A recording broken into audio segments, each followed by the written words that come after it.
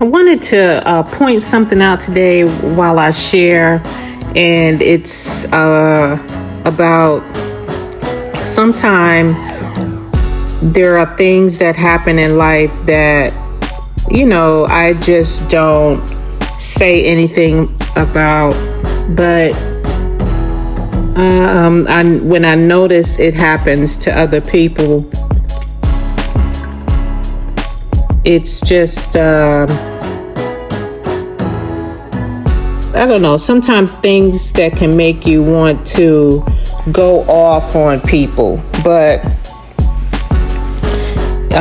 it's not when I looked it up, it's not a behavior that can be diagnosed by a mental health provider, but it's a behavior, just various different behaviors that are, whatever they are called, and those behaviors fall under the category of we cannot change people.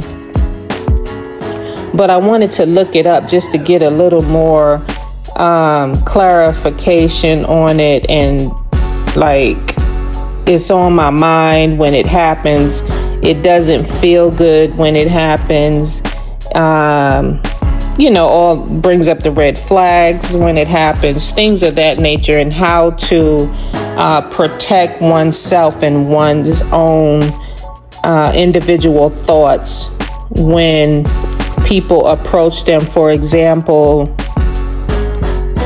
I've seen this one many times when in the workplace environment also, not only watching content online, is the behavior of calling someone by their wrong name or using a different tone when they say their name, or mispronouncing the name, even when they know your correct name. And it's like being funny and then if you say something about it, they're like, well, that's just what I want to call you, or, stuff like that. So it has different interpretations depending on how the person is using it and what their intentions are. What type of conversations are y'all having together? And so by misnaming somebody and calling somebody the wrong name on purpose, it can happen within close groups, like if you feel comfortable with the person, or in family and stuff like that. But it's usually, just having fun or something like that, and you don't mind. But when somebody repeatedly, over and over again, deliberately calls a person by the wrong name and mispronounces it or use a condescending tone, regardless of knowing the actual name and pronunciation, this can be considered a form of microaggression or social power play. I just knew something just felt off about that. So microaggressions or a social power play. So experts describe this as subtle, disrespectful act, sometimes used to undermine other or exert dominance over the person. They're trying to be dominant over you. Just total, flat out disrespectful. But it comes off in hidden ways, or those little quiet ways that you're not supposed to respond and take up for yourself when they do shit like this. So in some cases, it says that this can rise to the level of coercive control in interpersonal relationships and considered emotionally abusive behavior. it's messed up when people do stuff. They don't even realize what they're doing, but you know how you feel. It don't feel right when it comes out.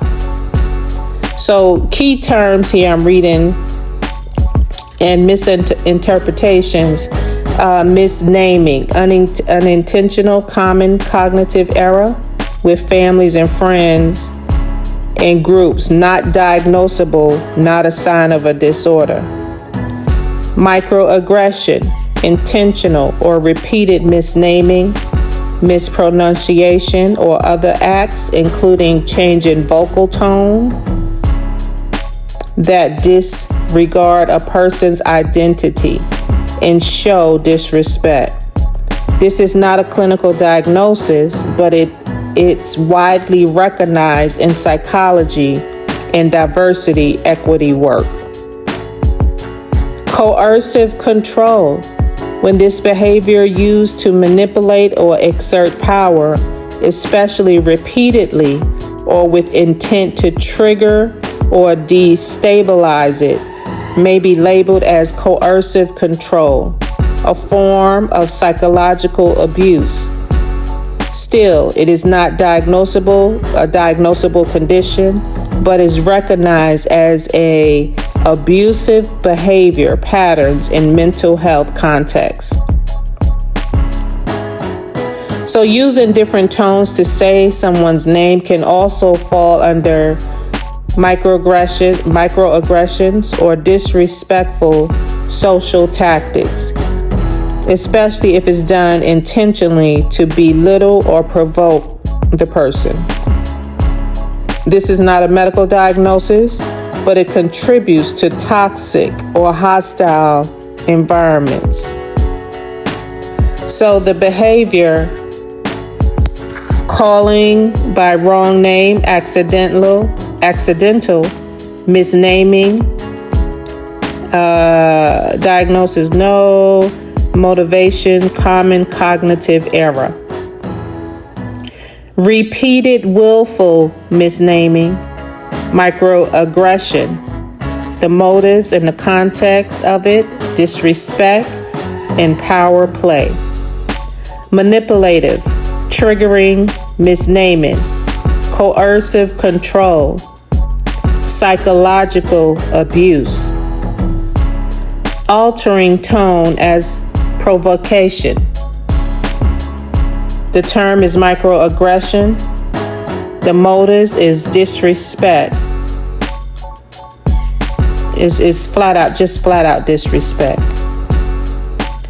So while there isn't a medical or psychiatric diagnosis for this disrespectful act, repeated or intentional misuse of someone's name or tone is recognized as a form of microaggression and in some cases coercive control.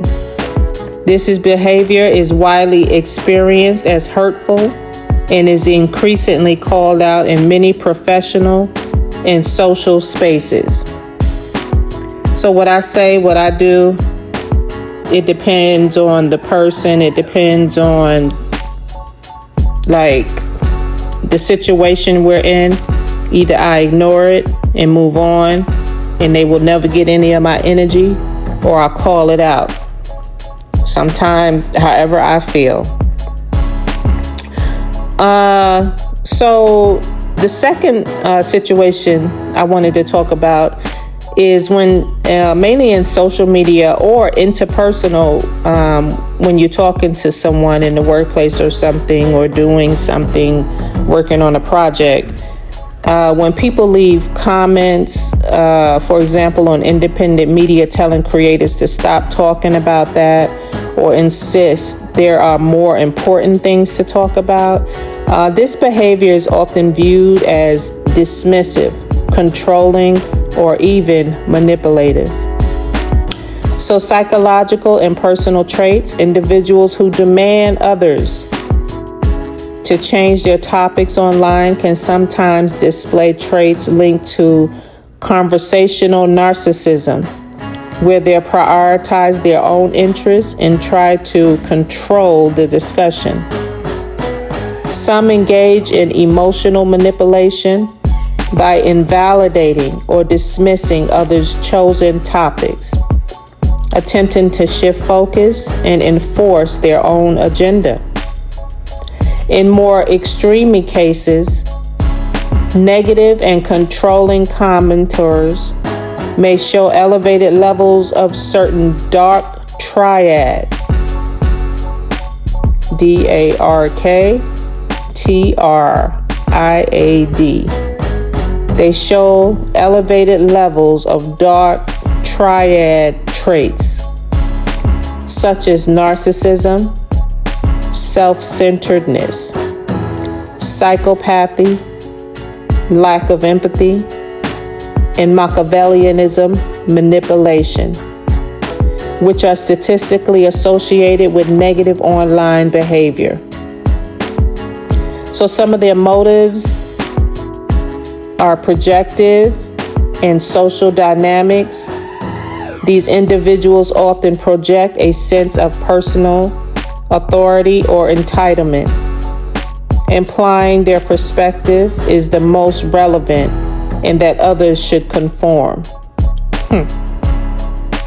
The act of insisting that a topic is irrelevant or unimportant for others to discuss can also be a form of social dominance, competitiveness, or a desire to control the narrative.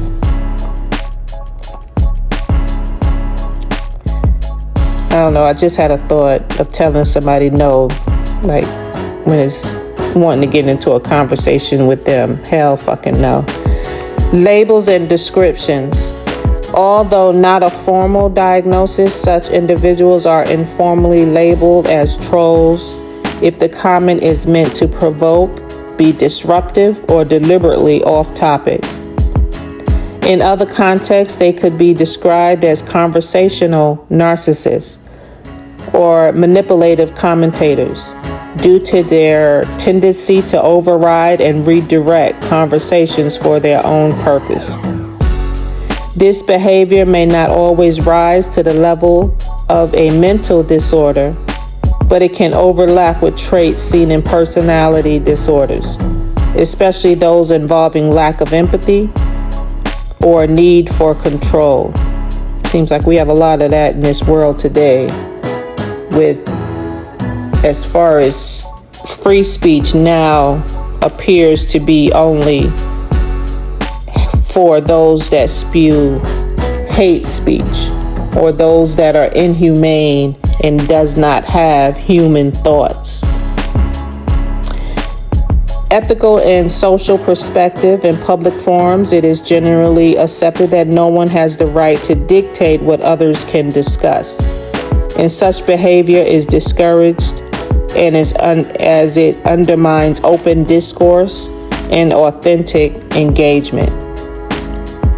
So when commentators, people comment and try to shut down discussions or dictate conversational direction, I want it to go my way or the highway, not your way.